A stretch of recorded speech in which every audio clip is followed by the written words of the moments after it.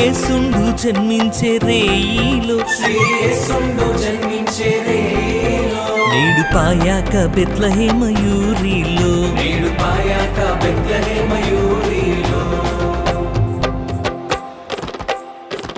కన్నియ మరియమ్మ గర్భమందున కన్నియ మరియమ్మ గర్భమందున ఇమ్మానుయేలనేడి నామమందున శ్రీ యేసుండు జన్మించే రేయిలో నేడు పాయాక బెత్లెహేమయూరిలో